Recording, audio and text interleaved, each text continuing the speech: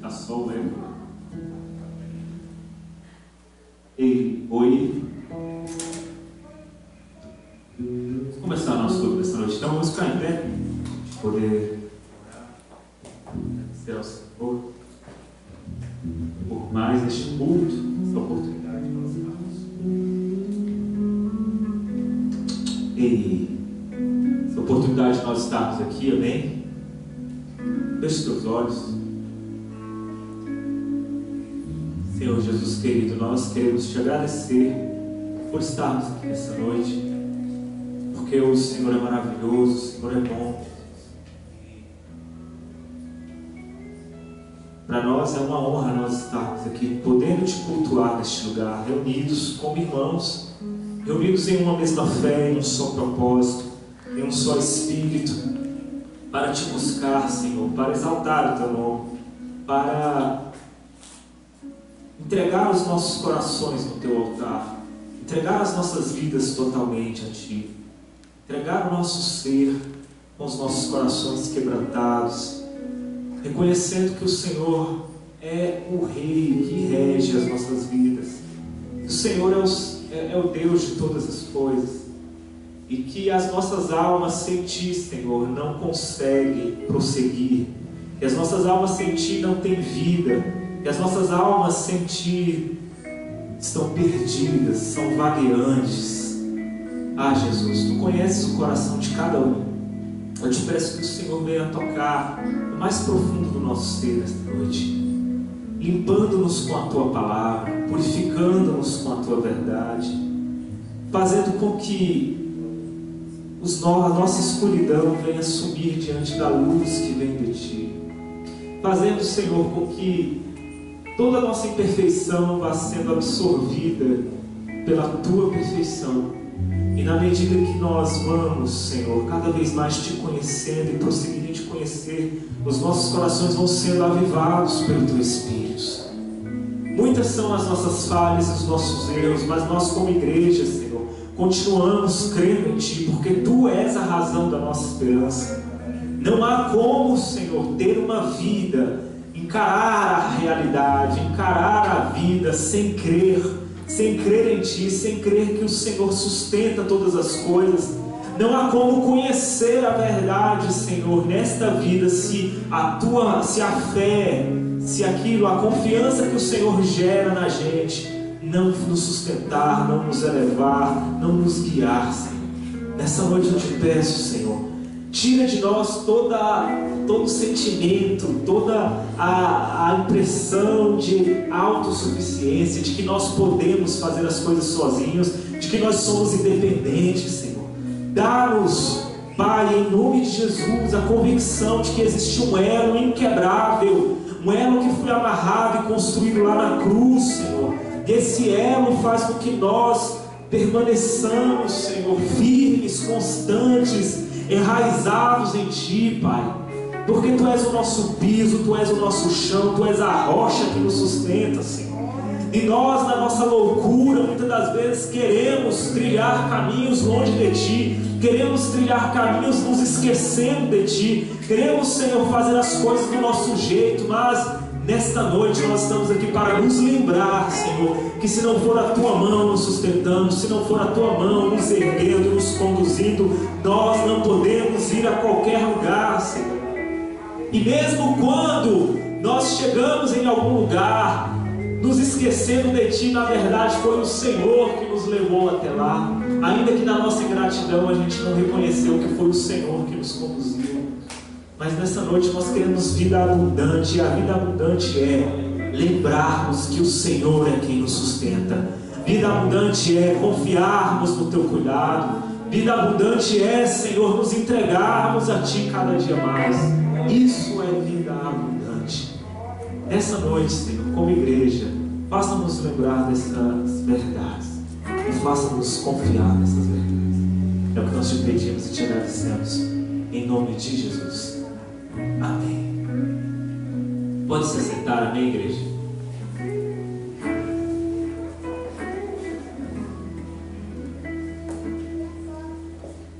Vamos cantar alguns hinos da harpa. prazer a gente poder se reunir de novo, né? A gente vai continuar evitando as oportunidades mais um pouco, amém? Apesar que eu acho que dá pra gente dar uma oportunidade, já que aquele microfone não foi usado, a gente pode dar uma oportunidade. Sim, dá sim. Dá pra dar uma oportunidade.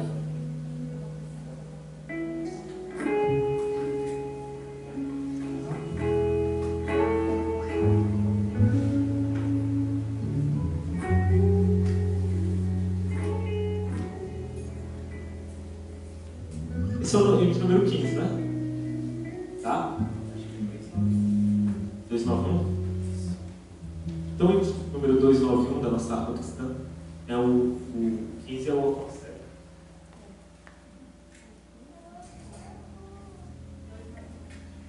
O 291. O microfone está cortando, é impressão minha. Não.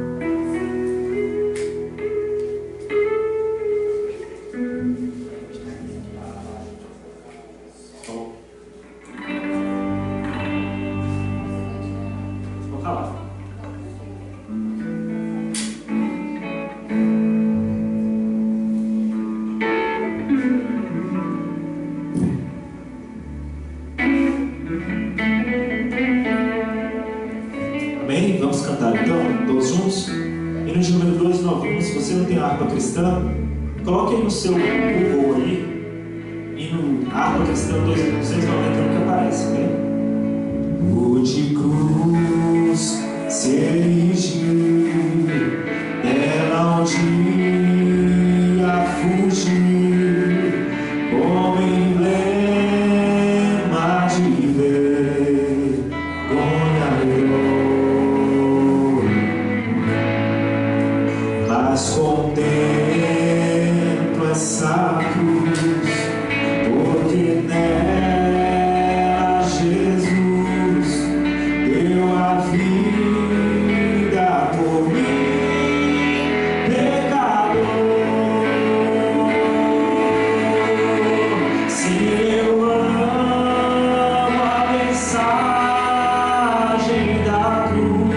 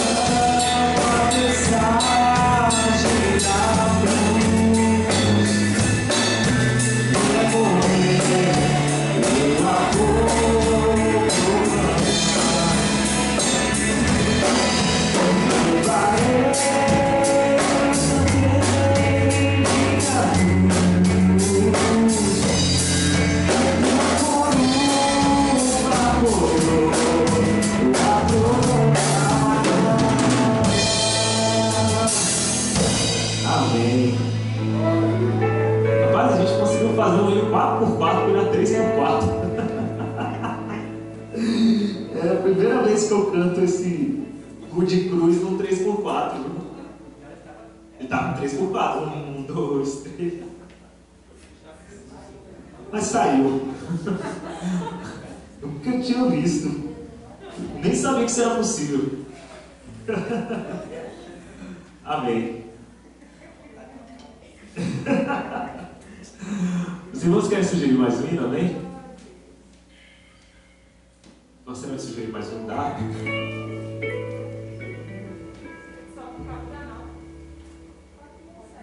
4/7, né?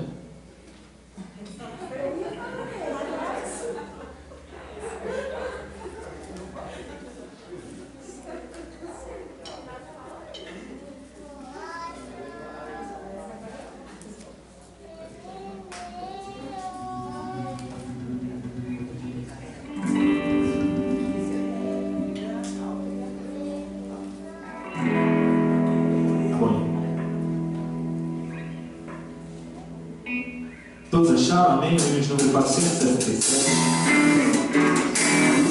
Oh, porque vida sou razão, mas do mar, quando Cristo caminho abriu. Quando és com razão, mas do mar, seu amor, já te quero revelar.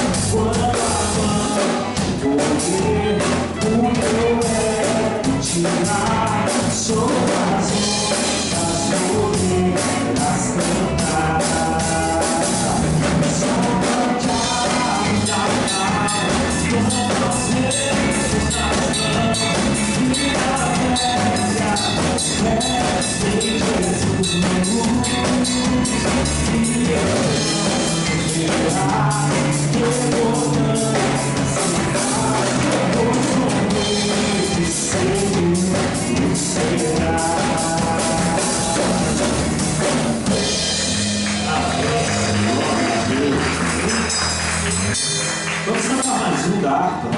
Mais um hino da harpa. 442.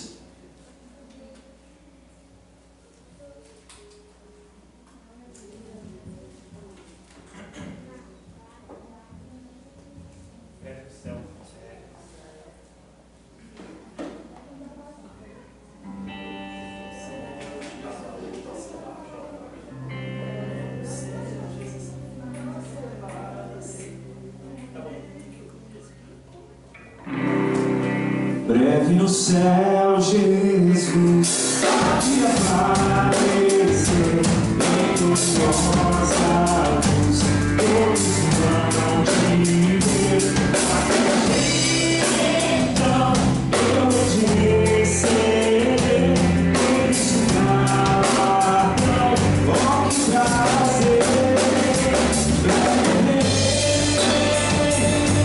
com Jesus.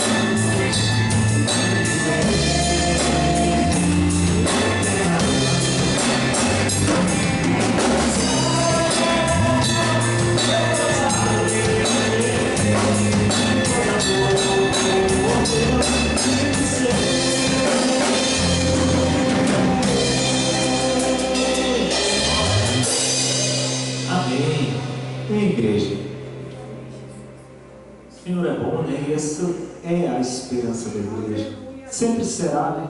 É o que nos conforta, é o que nos alenta. Querer medir a justiça, as pessoas têm mania. Eu já vi muita heresia. A gente vê, né? Muita heresia, muito ensino errado, muita visão de mundo errada, vinda de uma tentativa, meus irmãos, de tentar justificar Deus, sabe? Tentar justificar a justiça de Deus, como se Deus precisasse ser justificado, né? Então as pessoas querem defender que Deus é bom, né? Ah, porque Deus é bom, e aí tentando defender que Deus é bom, tentando justificar o mal no mundo, e aí as pessoas começam a inventar umas maluquices, né? Mas exatamente essas maluquices, né, de tentar justificar o mal, essas perguntas do tipo, né? Porque Deus que criou o mal, né? Tem gente que fica louco com esse tipo de pergunta, né? Deus criou o mal, se Deus é bom, Deus criou, é claro que Deus criou o mal, Deus é o criador de todas as coisas, meu Deus do céu, Ele criou o mal e o bem, criou tudo. Aí a pessoa, mas aí então a gente tem que dar um jeito de justificar que Deus, porque Deus criou o mal, e começa a viajar nos devaneios, e tudo isso, meus irmãos, é fruto, sabe de quê? De não esperar na vida eterna, de tentar entender, seja o bem, o mal, a justiça e a injustiça, olhando só para essa vida, sob a ótica só dessa existência. Se nós olharmos só para essa vida, é óbvio que nada fará sentido. É óbvio que vai parecer que Deus é mau mesmo. Vai parecer que Deus é injusto. Vai parecer que não existe injustiça. Aí algumas pessoas começam a dizer, inventam até teorias, né? Teorias mirabolantes do tipo, não, porque a gente tem que fazer o bem, porque a gente fazendo o bem, a gente vai colher o bem. E o interessante é que na vida isso não é verdade. Muitas das vezes você vai plantar o bem e você vai colher o mal. Você vai plantar a justiça e vai colher injustiça. Esse princípio moral, né, tentar justificar a sua moral, a sua bondade, tentar justificar você fazer o bem, ou agir com justiça, ou agir de modo correto, ou agir de modo verdadeiro, porque você vai ser recompensado nessa vida, irmão, isso é loucura. Loucura. Só de pensar que eu conheço comigo, eu me lembro aqui de pelo menos 2 histórias aqui na minha cabeça de gente que fez o bem e sofreu mal no final. E acabou sendo até sem fato. Não teve nem oportunidade de colher o bem. E eu também me vejo muitas pessoas aqui na minha cabeça que colhem o mal, que plantam o mal e colhem o bem. Diga lá os políticos, né? Ah, olha o Lula aí. O Lula roubou todo mundo e está solto, gente. E não vão prender esse cara, não vão prender esse homem. Não vão prender ele. Não vão prender ele. Aí você fala, então é injusto a vida. Não, porque você está olhando para essa vida. Porque a esperança da justificação não está nessa vida. Se você olhar para essa vida, você enlouquece.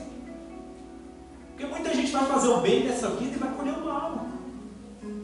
Muitas das vezes, meu irmão, você vai ser correto no seu serviço. Sabe o que vai acontecer? Com o seu proceder correto, você vai ganhar uma demissão. Mas pode acontecer. E vai ter gente que vai mentir com o patrão, vai ter gente que vai fazer a coisa errada e sabe o que ele vai fazer? Ele vai ser tido como um empregado bom. A vida é assim. Mas essa canção que a gente cantou, ela é o quê? Ela é exatamente a esperança de que a nossa justificação não vem dessa vida. É a esperança de que, apesar de tudo isso que a gente vê, eu não preciso ficar mentindo para mim mesmo, tentando me convencer de que eu vou ser recompensado com uma coisa boa nessa vida se eu fizer o bem. Não, eu não preciso. Eu só preciso focar os meus olhos em Jesus e saber que é naquele dia que Ele vai enxugar toda a lágrima. Que é naquele dia que a tristeza será retirada, que é naquele dia que os justos serão recompensados e que todo joelho vai se dobrar, todo mundo vai confessar que Jesus Cristo é o Senhor. E eu não preciso ficar inventando teorias mirabolantes, porque parece que Deus é mau, mas só parece que Deus é mau se você olhar para essa vida. Se você olhar para outra, você vai ver que não faz sentido nenhum. O mal momentâneo não significa o mal eterno. Uma coisa que momentaneamente é má, na eternidade você vai entender que o bem e a justiça de Deus usa até o mal para que o bem aconteça. É nisso que está o poder de Deus, meu irmão. O poder de Deus não está em acabar com o mal momentâneo do mundo, aquela dificuldade que você está passando agora. Não é isso, não é aí que está o verdadeiro poder de Deus. O real poder de Deus está em que usar aquilo que no momento é mal, só que quando você olha para o eterno, na verdade você entende que o mal cooperou para o bem, então não era mal, era bem. Amém? Então não era injustiça, era justiça. Então não era dor, era crescimento, era aperfeiçoamento. Aí todas as coisas começam a encaixar e fazer sentido. Essa canção, ela tem que ser, canções desse tipo tem que ser aquilo que alimenta o nosso coração. Ao breve no céu, Jesus há de aparecer em gloriosa luz, todos o hão de ver. Naquele dia então, eu hei de receber, olha a consciência, de Cristo galardão, oh que prazer. Ele fala, breve verei o bom Jesus, e viverei em plena luz. No lindo céu eu gozarei de toda a dor, por Deus livre serei. Dor é coisa de momento, meus irmãos. A injustiça também é de momento. No momento pode parecer injustiça. Só que uma gota de injustiça ela é sugada pela justiça do Eterno. E aí até aquela injustiça se transforma em justiça. Por quê? Porque a justiça se utiliza da injustiça para que ela própria, a justiça, brilhe mais. Amém? Então não se preocupe, não se revolte, para de olhar para a vida se vitimizando, com revolta, porque todas as coisas, tudo comigo dá errado. Sou tipo de pessoa perseguida pela vida. Você tem até uma síndrome, né? De gente que se porta assim, porque comigo as coisas, tudo comigo é mais difícil, com os outros as coisas é mais fácil, comigo é mais difícil. Comigo as coisas dão errado, com os outros dão certo, e aí começa aquela síndrome da perseguição. Que a vida te persegue, que a vida te deve alguma coisa, enquanto a vida não te deve nada, meu irmão. A verdade é que tudo é por graça, ninguém te deve bondade nenhuma. E muito da maior parte de toda a bondade que você recebe, você não merece. Então não foi devido, foi dado. E se vem alguns maus momentâneos, alguns momentos que são ruins, momentaneamente, que são meros quebra-molas, meu irmão, na visão do todo, você vai ver que aquilo é nada. O que é um ano de injustiça na terra para uma eternidade de justiça? Nada. Então você vai entender que aquilo não era injustiça. Vai entender que aquilo na verdade era ferramenta para gerar justiça no céu. Ponto. Bem, mas o segredo da cura da alma está em nós olharmos para Cristo. E a gente sabe disso, os irmãos sabem do que eu estou falando, mas a gente precisa se lembrar, e não só se lembrar aqui na teoria, a gente precisa sempre se examinar para ver se Jesus tem sido realmente o alvo da nossa visão. Porque se não estiver sendo, se realmente a nossa esperança não estiver nesse breve verei, se a nossa vida não estiver nesse breve verei o bom Jesus, logo eu verei.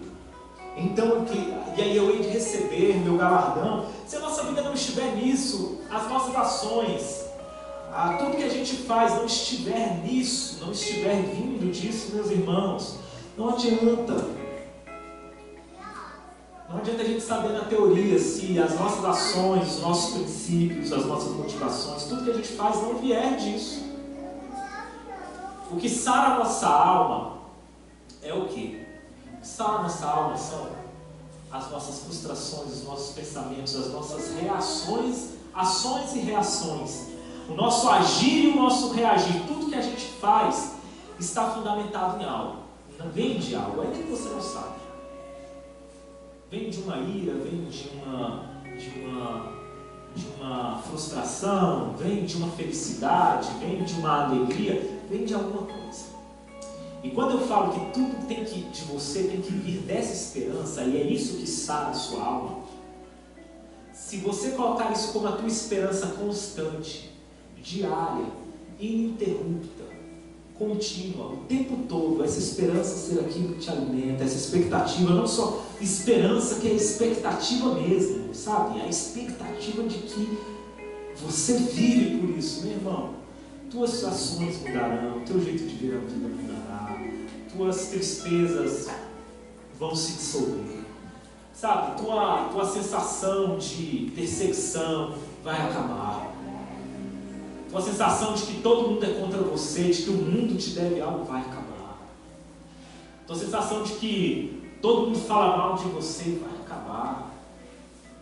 Tua sensação de que o mundo conspira e as pessoas têm alguma coisa que te marca para o mal, vai acabar.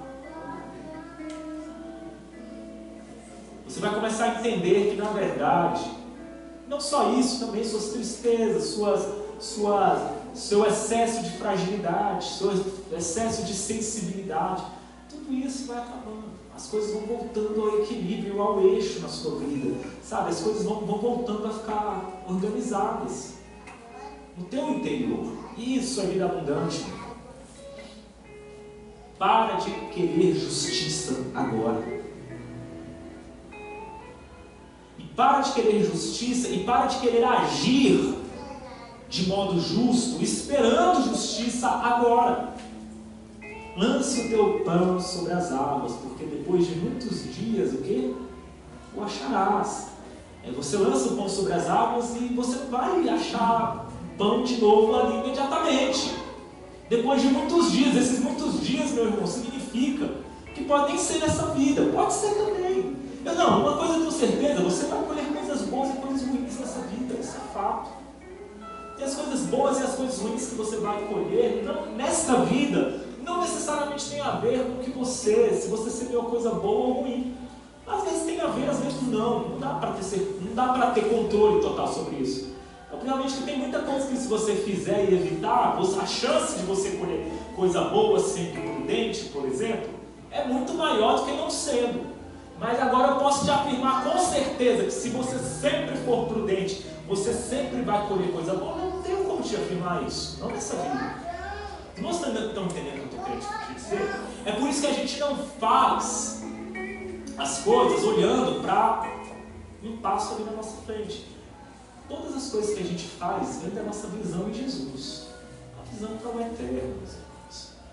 E aí você vai entendendo que as coisas que são boas, você desfruta mais delas, porque você desfruta com aquela consciência de não merecimento.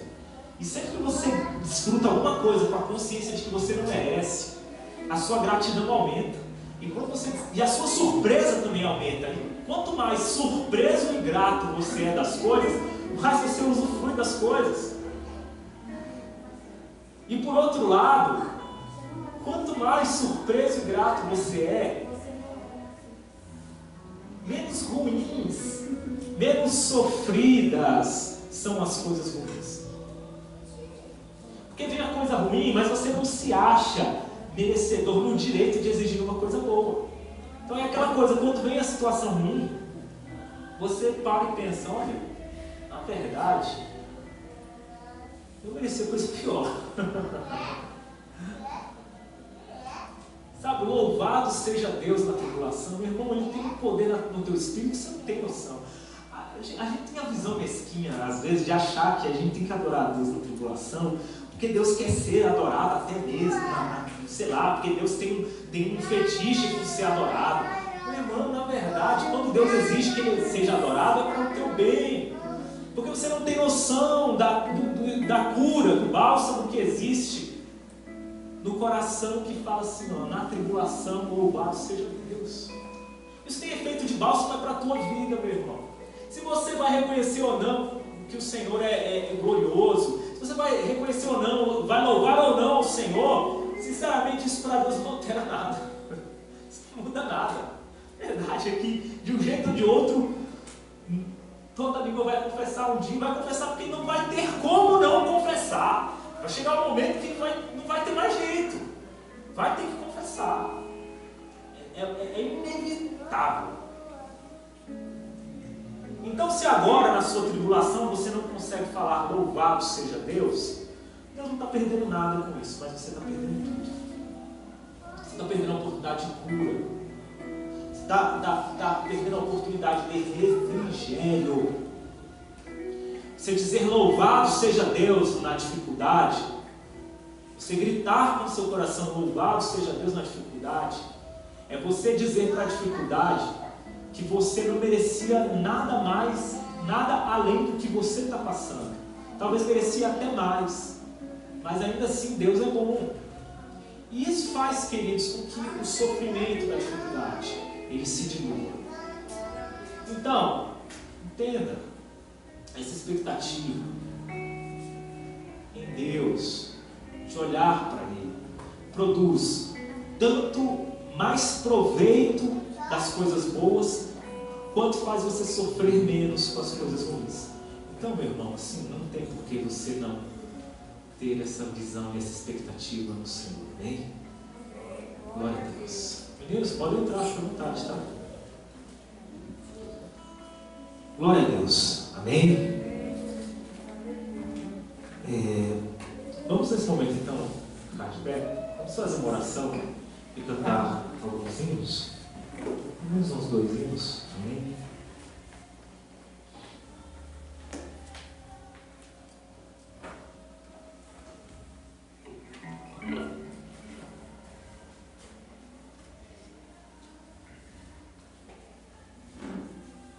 Feche seus olhos nessa noite. Fale com o Senhor, amém? Ore a Ele.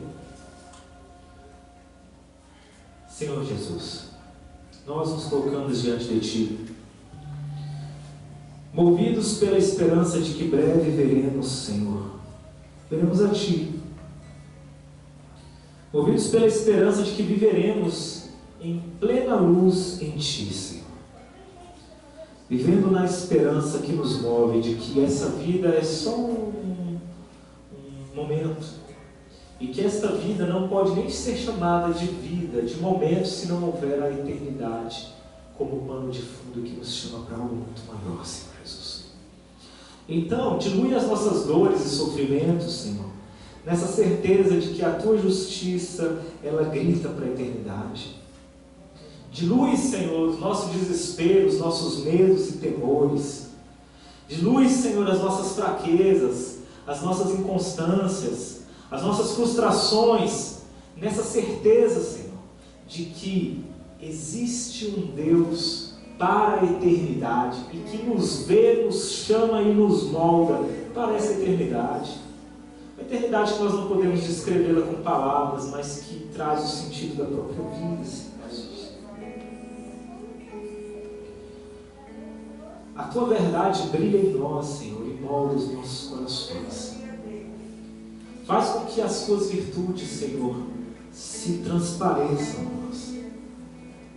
Essas virtudes que nenhum homem ousa dizer que é ruim, que nenhum homem ousa dizer que é má, porque todos os corações, Senhor, se dobram diante das virtudes que vêm de Ti e reconhecem que são boas, que são agradáveis, que são corretas e que são justas. Não nos permita, Senhor, ficarmos perdidos em nosso egoísmo, achando que o mundo está nos devendo alguma coisa, quando o mundo não nos deve nada, quando nós entendemos que tudo é pela Tua graça e misericórdia.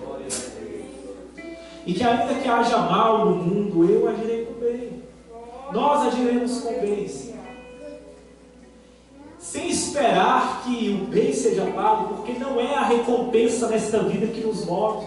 O que nos move, Senhor, é a certeza, é a consciência, é a convicção de que fomos chamados por um Deus eterno, um Deus que manifesta justiça para a eternidade, que nos usa nesta vida, neste momento, como instrumentos da Sua justiça. Se ser justo significa colher perseguição, colheremos, mas dados a força e a convicção para colhermos essa perseguição. Se a nossa justiça vai colher, vai fazer com que nós colhamos, Senhor, muitas das vezes olhares tortuosos, reações desejosas, mas o nosso coração, Senhor, não está aqui, não. Nós não nos movemos para agradar os outros, Senhor, nós nos movemos porque cremos em Ti. Fazemos o Teu querer e a nossa, Senhor, alegria é fazer a Tua vontade. É fazer o Teu querer, ainda que isso signifique, Senhor, reações indesejosas dos homens. Ah, Senhor, dá-nos essa convicção, essa certeza. Espírito Santo de Deus, habita em nossos corações e convence-nos disso. E nas horas que nós precisemos, que nós venhamos a precisar mostrar essas coisas, Senhor, que nós não nos esqueçamos dessas verdades, pelo contrário, que elas gritem alto ali na hora H, no momento em que nós formos colocados diante da situação, diante do dilema, à prova, para mostrarmos e demonstrarmos, Senhor, as Tuas virtudes, as Tuas maravilhas. Usa cada pessoa que está aqui, usa cada homem, cada mulher, Senhor, de modo poderoso. É o que nós te pedimos, Senhor, te agradecemos. Em nome de Jesus. Amém. Ainda em pé, igreja, sente não, vamos louvar o Senhor.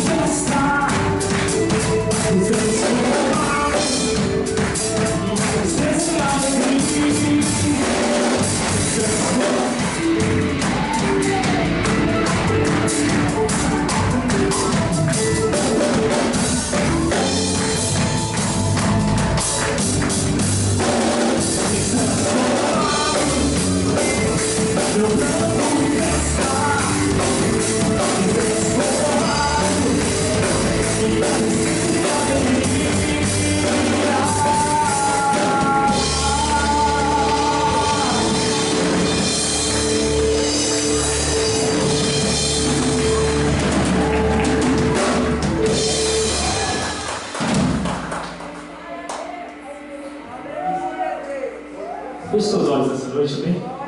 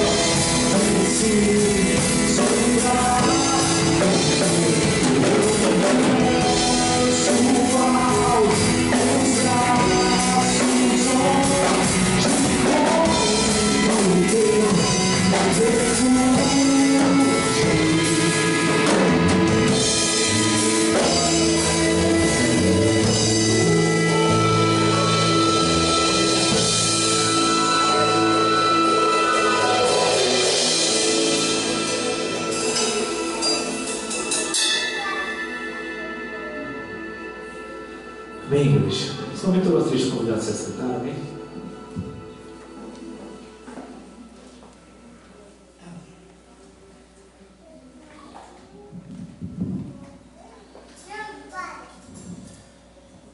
Vamos abrir nossas Bíblias, amém?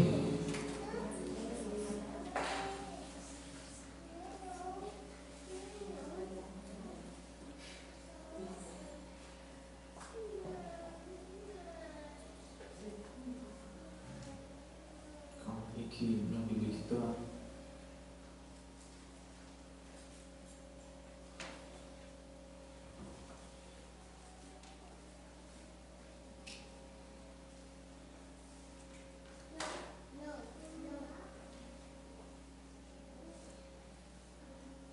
Vamos abrir a Bíblia em Apocalipse, no capítulo 2.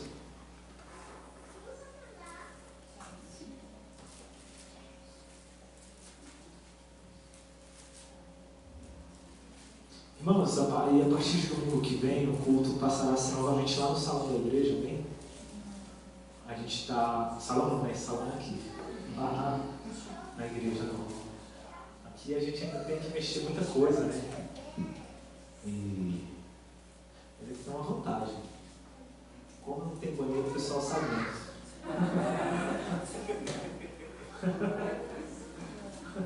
O pessoal fica dentro da igreja. Brincadeira, gente. Fazer uma igreja sem banheiro. Misericórdia.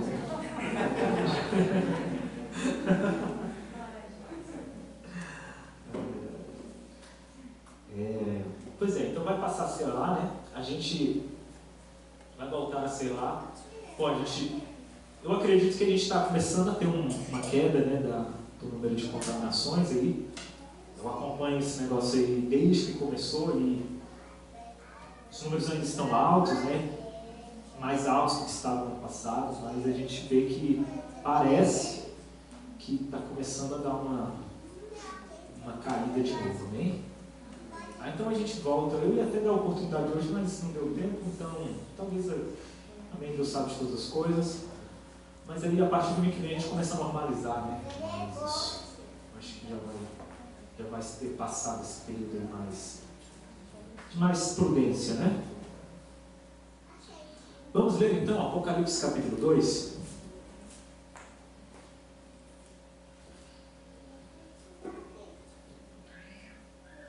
Todos acharam, bem? Escreve ao anjo da igreja de Éfeso: isto diz aquele que tem na sua destra as 7 estrelas, que anda no meio dos 7 castiçais de ouro.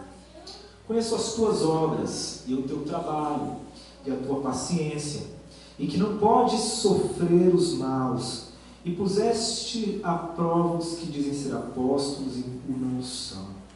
E tu achaste mentirosos, e sofreste, e tens paciência, e trabalhaste pelo meu nome e não te cansaste. Tenho, porém, contra ti que deixaste o teu primeiro amor. Lembra-te, pois, de onde caíste e arrepende-te, e pratica as primeiras obras. Quando não, brevemente a ti virei e tirarei do seu lugar do teu castiçal, se não te arrependeres. Tens, porém, isto, que odeias as obras dos nicolaítas, as quais eu também odeio. Quem tem ouvidos, ouça o que o Espírito diz às igrejas. Ao que vencer, dá-lhe ele a comer da árvore da vida, que está no meio do paraíso de Deus. E ao anjo da igreja em Esmirna escreve: isto diz o primeiro e o último que foi morto e reviveu. Conheço as tuas obras em tribulação e pobreza, mas tu és rico. E a blasfêmia dos que se dizem judeus e não o são, mas são a sinagoga de Satanás. Nada temas das coisas que hás de padecer. Eis que o diabo lançará alguns de vós na prisão, para que sejais tentados, e tereis uma tribulação de 10 dias. Ser fiel até a morte, e dar-te-ei a coroa da vida. Quem tem ouvidos, ouça o que o Espírito diz às igrejas. O que vencer não receberá o dano da segunda morte. E ao anjo da igreja que está em Pérgamo escreve: isto diz aquele que tem a espada aguda de 2 fios. Conheço as tuas obras e onde habitas, que é onde está o trono de Satanás, e retens o meu nome e não negaste a minha fé. Ainda nos dias de Antipas, minha fiel testemunha, o qual foi morto entre vós, onde Satanás habita. Mas algumas poucas coisas tenho contra ti, porque tens lá os que seguem a doutrina de Balaão, o qual ensinava Balaque a lançar tropeços diante dos filhos de Israel, para que comessem dos sacrifícios da idolatria e fornicassem. Assim tens também os que seguem a doutrina dos nicolaítas, o que eu odeio. Arrepende-te, pois, quando não, em breve virei a ti, e contra eles batalharei com a espada da minha boca. Quem tem ouvidos, ouça o que o Espírito diz às igrejas. Ao que vencer, darei eu comer do maná escondido, e dar-lhe uma pedra branca. Na pedra um novo nome escrito, qual ninguém conhece, senão aquele que o recebe. Amém? Vamos ler até aqui. Aí as cartas às igrejas continuam, amém? Mas há algumas coisas que eu gostaria que nós falássemos aqui. Note como um dia me perguntaram, um dia eu falei sobre esse texto, né? Não, sobre esse texto não, sobre uma das igrejas aqui, das 7 cartas das igrejas do Apocalipse. Eu lembro que depois que eu terminei de pregar, eu falei várias coisas, sabe? Aí no final, a pessoa, eu sempre lembro disso, porque a gente tem que começar pelo começo, né? Aí eu lembro que no final disso uma pessoa me perguntou assim: Jadson, depois eu já ter ministrado um tempão sobre o assunto, aí a pessoa levantou a mão e falou: Jadson, só queria te fazer uma pergunta, eu faço sobre o que foi pregado. Tá bom. Aí a pessoa perguntou, né? Mas onde é que fica essa igreja? Qual é o endereço dessa igreja? Aí eu falei, realmente a pessoa acha que não entendeu direito o que eu estava falando desde o início, né? Porque achou que essa igreja existia mesmo, né? Tipo, entre nós nos dias de hoje. Não existe, tá? Essas igrejas aqui existiam no tempo de João, amém?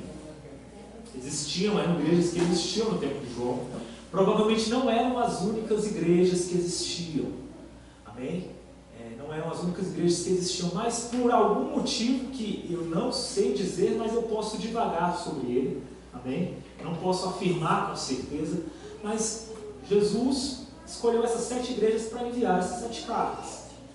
E aí é uma leitura minha, amém, irmãos? Isso não está no texto bíblico. Eu penso que ali Jesus ele escolheu essas 7 igrejas para mandar essas 7 cartas, porque eram 7 tipos de igreja que parece que são meio que se repetem. São 7 características de igreja que ele manda para 7 tipos de igreja que tinham seus acertos e seus erros, com exceção da igreja de Laodiceia, né, que não tinha acerto nenhum. Inclusive a igreja que não tinha acerto nenhum ele escreveu, né? Ou seja, eram igrejas que tinham características que iriam se repetir naquele tempo e ao longo dos tempos, independentemente dos locais. Bem, note que para uma igreja, por exemplo, ele fala: olha, vocês acertam nisso, mas vocês erram naquilo outro. Por exemplo, a gente acabou de ler aqui, ó, Lá no versículo 8, ele fala da igreja de Esmirna, né? E ele fala o quê? Ele fala da igreja de Pérgamo, né? No versículo 12 ele fala da igreja de Pérgamo. E ele fala que a igreja de Pérgamo, eles gostam da doutrina dos nicolaítas. E ele fala, olha, vocês não reprovam a doutrina dos nicolaítas e eu odeio essas doutrinas. Já a igreja de Éfeso reprovava a doutrina dos nicolaítas e ele fala, isso eu tenho a favor de vocês. Então notem que são características diferentes. Cada igreja parece que ela tem, cada característica de igreja, ela tem seu acerto e seu erro. Ela tem ali onde ela vai bem e onde ela vai mal. E o que a gente tem que extrair de sabedoria disso tudo? O que a gente tem que extrair de sabedoria disso tudo é tentar se enxergar nessas igrejas e ver as coisas que nelas tem que Cristo reprovava e as coisas que nelas tinha e que Cristo aprovava. Amém? Então é nesse espírito que a gente precisa ler essas cartas. Hoje, por exemplo, quando eu olho para a nossa realidade, quando eu olho para a realidade da igreja do século XXI, eu consigo ver claramente, essas 7 igrejas caminhando na terra. Eu não sei vocês, mas eu consigo ver claramente. Olha a igreja de Éfeso, por exemplo. Eu não vou me aprofundar na minha, irmãos, porque a gente não está em culto de doutrina. O objetivo aqui, a gente poderia se aprofundar demais em cada um desses trechos aqui, mas eu não vou me aprofundar, porque senão a gente não consegue.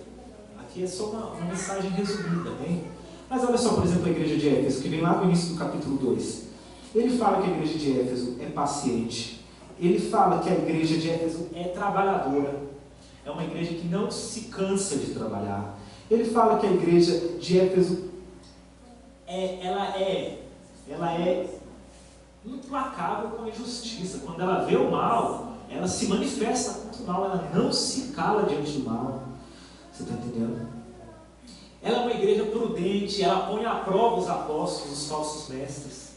Ela é uma igreja que não aceita a pessoa falar o que quer lá dentro, não. Olha só o que ele fala aqui no versículo 2. Ó. E puseste à prova os que dizem ser apóstolos e o não são, e tu os achastes mentirosos. Olhando para a igreja do Brasil, a gente já sabe que a igreja do Brasil não parece muito com a igreja de Éfeso. Pelo menos em sua maioria. Tem igreja de Éfeso no Brasil, mas ela não parece muito com a igreja brasileira. A igreja brasileira não coloca à prova ninguém. A igreja brasileira, ela aprova se a pessoa chega falando uma coisa bonita, com um linguajar assim que parece ser, com um discurso mais ou menos emotivo, a pessoa já acha que ela está até cheia de Deus, né? E ela não coloca à prova nada, ninguém, nada. Eu diria mais, as pessoas hoje elas não têm colocado à prova quase nada. Nós temos tido o hábito de não colocar à prova as coisas. Nós temos sido precipitados. Você sabe o que é ser precipitado? Ser precipitado, sofrer do mal da precipitação, que eu acho que é uma das características do nosso tempo, pelo menos do nosso tempo do Ocidente, né, aqui que a gente tem muita coisa, a gente tem muitos bens, a gente não passa por necessidades materiais, a maioria das pessoas, a gente sabe que a gente passa. Mas, gente, as pessoas mais pobres do nosso meio não chegam nem ao nível de pobreza de uma pessoa na África, por exemplo. Não se compara. Uma pessoa pobre nos nossos meios, aos trancos e barrancos, sobrevive, amém?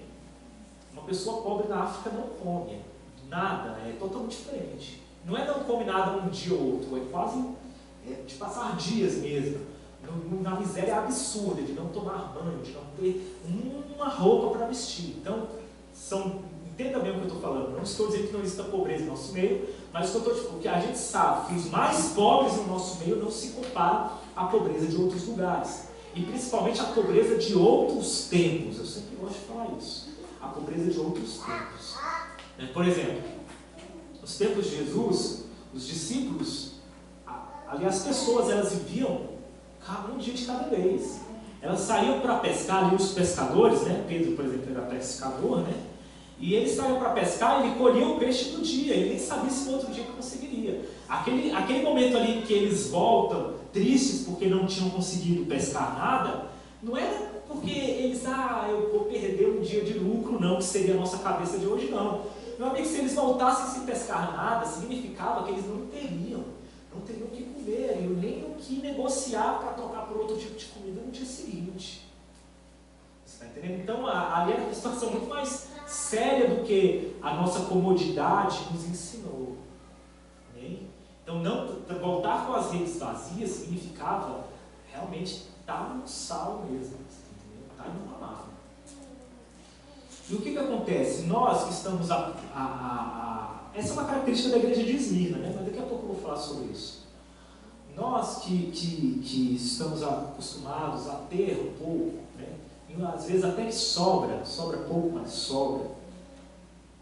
Nós temos sido muito movidos pela má prática de não colocar à prova as coisas. De não colocar à prova as coisas. Aí a gente conversou um pouquinho sobre isso hoje lá em casa, né, Jordânia? A gente tem que trocar um pouquinho de ideia sobre isso. Num momento em que a gente vive uma cultura de massificação, né? Uma cultura de massas mesmo, em que a televisão te bombardeia todos os dias, os vídeos, as músicas, vídeo de WhatsApp, vídeo de YouTube e tal. E um dia, hoje você está na moda, a moda nunca foi tão curta, né? Que hoje as coisas estão acontecendo tão rapidamente, que hoje uma coisa é nova, amanhã já não é mais. Hoje uma música, essa semana a música é o hit da semana, semana que vem a música já não é mais o hit. Uma piada, a história hoje espalha para todo mundo com muita velocidade, induz e conduz o modo como as pessoas se comportam. E semana que vem ninguém já ri daquilo, porque as pessoas têm pressa por coisa nova. E essa pressa por coisa nova tem nos tornado precipitados. A gente não tem mais tido a cautela de colocar à prova as coisas que vêm até nós, até porque não dá tempo mais de você colocar à prova. Note que colocar à prova exige tempo. Não à toa, meus irmãos, uma das características da igreja de Éfeso, de paciência, de ser paciente, é acompanhada da característica de colocar à prova os falsos apóstolos, porque uma coisa é consequência da outra. Paciência é o contrário o quê? De precipitação. Amém? Precipitar-se é o quê? É adiantar-se. É fazer fora do tempo. Não é que não deveria agir, mas é quando você age antecipado. Você tinha que ter esperado mais, foi fora do tempo. Existe também o atrasado, o relaxado, que é o quê? Que é quando ele também age fora do tempo. Só que aí é porque ele esperou demais. Entendeu? E a paciência é o quê? É o equilíbrio, é a virtude dessas duas ações. A paciência é o equilíbrio. É o quê? Você não age nem muito de modo tardio, mas também você não é precipitado. Você tem uma leitura do momento certo. Por quê? Porque você está observando, está esperando, está colocando à prova. Então não há como você ser uma pessoa cautelosa, que coloca à prova as coisas, e que não são os falsos apóstolos, mas tudo, se você também não for uma pessoa paciente. Amém? Se você não for uma pessoa paciente, você precisa adquirir essa virtude, pedir ao Senhor, e essa virtude da paciência. Porque a virtude da paciência é o antídoto contra a precipitação. É o antídoto contra o que? Você faz com que você se torne mais cauteloso no agir. Quando nós não colocamos à prova os falsos mestres dentro da igreja, esse fenômeno que acontece dentro da igreja é só um fenômeno que acontece lá fora. É reflexo. É porque hoje a igreja ela já não se separa mais do mundo.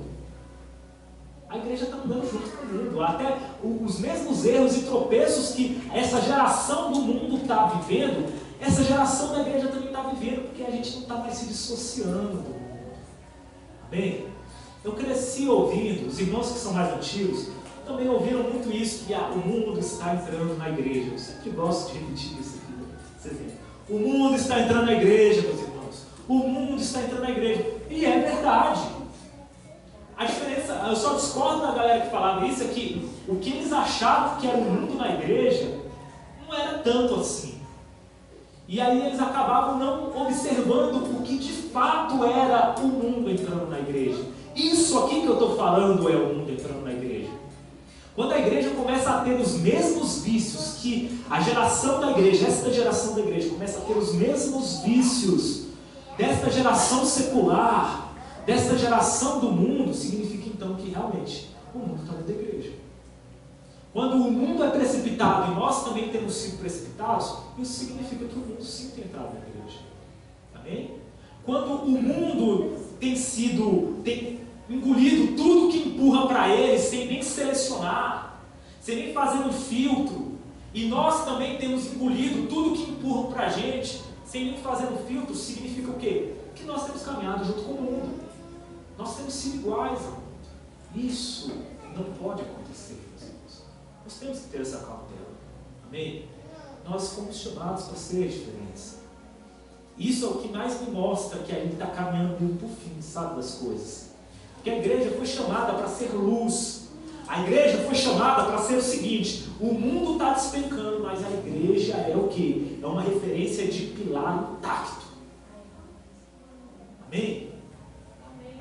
O mundo está ficando escuro, a noite está ficando escura, as luzes estão se apagando, mas a igreja precisa continuar sendo uma referência de farol. Esse é o chamado da igreja, esse é o meu chamado, é o seu chamado.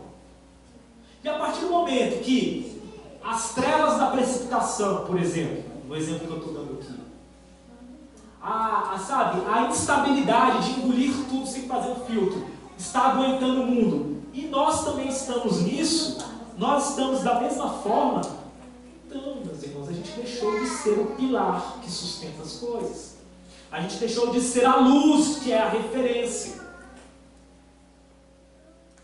Sim, a palavra de Deus sempre vai ser mais exigente com a igreja. Sempre será. Eu vejo assim, esse é o modo como eu vejo. A igreja, ela é a chamada de consciência para o mundo. Esse é o principal mistério da igreja. Quando o mundo está enlouquecido, a igreja ela tem que estar mais sóbria do que nunca. Quando a igreja começar a perder a sua sobriedade, aí significa então que o mundo não tem uma referência. Então a loucura do mundo, que antes era curada, ou era chamado de novo de volta para a razão, quando olhava a referência da igreja, mas aí a igreja deixou de ser referência. E aí o mundo vai buscar o que como referência? De sanidade, de sobriedade, de justiça, de correção, de verdade. Se o mundo não acha mais isso, meu amigo, então isso para mim é o sinal mais claro dos finais dos tempos. Uma igreja que perdeu, que está perdendo, né? Não é que ela perdeu totalmente, mas que está perdendo. Amém, irmãos?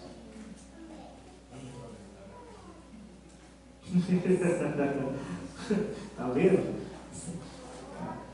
Por isso tem que trazer criança para a igreja, porque o pessoal vai já assimilando desde novinho, entendeu? Ó, ele fala no versículo 3 da igreja de Éfeso, por exemplo, no versículo 3, fecha a Bíblia não, meus irmãos, também não fecha, vamos continuar acompanhando. E sofreste e tens paciência, trabalhaste pelo meu nome e não te cansaste. Ou seja, uma igreja que trabalha, uma igreja que é paciente, uma igreja que busca essas coisas. Contudo, e aí é o calcanhar de Aquiles da igreja de Éfeso, vocês perderam o primeiro amor. Nota que elas não perderam o amor. Eu já vi muito pregador pregando aqui, dizendo que a igreja de Éfeso perdeu o amor. Não. Se ela tivesse perdido totalmente o amor, ela não seria paciente, ela não seria zelosa, ela não colocaria à prova os falsos mestres. Ela não perdeu totalmente o amor. Nota, não está falando que ela perdeu o amor, está falando que ela perdeu o quê? O primeiro amor.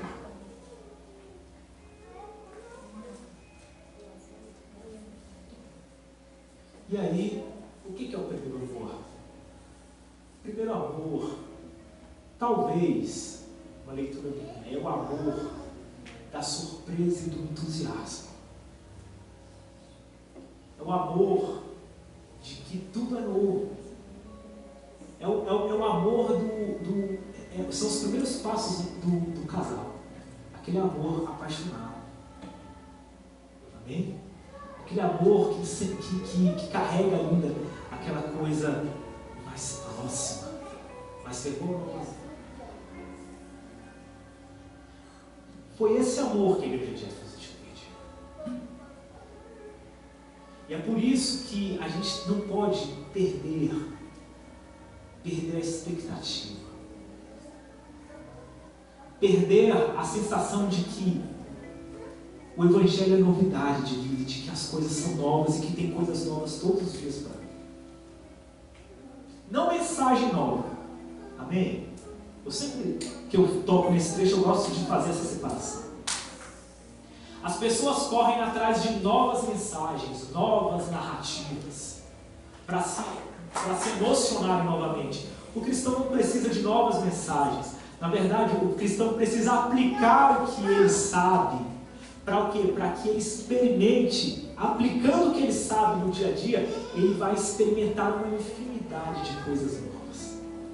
Porque o Evangelho, meus irmãos, é como se fosse uma infinidade de vida semeada numa terra. Sabe? Você semeia, por exemplo, a semente, mas você não tem como dizer como que se dará o processamento daquela semente. O Evangelho é um processo assim, ele é a semente que vem, mas que a gente não sabe quais serão todos os caminhos dela. E é nisso que está a novidade de vida do Evangelho. A cada situação, entre as mais diversas do seu dia a dia, a cada dificuldade, a cada enfrentamento novo, a cada oportunidade, meu irmão, se você aplica o Evangelho ali, você vai ter uma novidade sendo gerada diante dos seus olhos. É milagre novo. É arrependimento novo. É experimentação de virtudes novas. Essa é a novidade do Evangelho, que nós não podemos perder. Isso é o primeiro amor. E carregar consigo a sensação, a visão, a consciência de novidade o tempo todo. De que não se esgotaram as possibilidades. De que não se esgotaram os acontecimentos. De que há sempre mais, sempre mais. E à medida que Deus for permitindo que eu busque novas coisas, eu buscarei e alcançarei. E contemplarei, experimentarei e viverei. É por isso, meus irmãos, que lá na profecia lá de Joel, dos últimos dias, como que seriam os últimos dias, o derramar dos últimos dias? Os velhos sonhariam, é nisso que está o sonho dos velhos. O tempo passa, mas a novidade continua, porque todos os dias você sabe, é a mesma receita. Só que o que sai dessa receita são bolo novo para todo dia, bolo com gosto novo para você experimentar. Por quê? Porque do mesmo jeito que a vida tem infinitas possibilidades, o Evangelho produz infinitas virtudes e respostas para o dia a dia. Amém? É isso que é o gostoso do Evangelho, a gente não pode perder isso. Eu não vou conseguir falar mais nenhuma igreja, então eu vou ficar só nessa aqui. Eu não vou conseguir falar nem da desvida. Eu queria falar das três, pelo menos um pouquinho das três. Vou ficar na dieta. Já está dando horário. Mas, meus irmãos, vamos ter o prazer da surpresa. É acordar todo dia de manhã. E olha o que ele fala, olha. Lembra-te.